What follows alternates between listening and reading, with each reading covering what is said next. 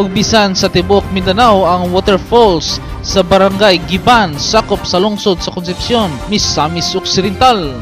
Nasaksihan sa MBC News Team ang katalagsaon sa maong waterfalls nga dili lamang usa ka dakong bugwak sa tubig kundi moabot sa 7 ka falls di nakamugna og kaugalingong swimming area. Nasayran nga kasamtangang gidevelop karon sa administrasyon ni Mayor Binya ang maong dapit sa tuyo nga kini mahimong sayon nga sudlon sa mga tawo.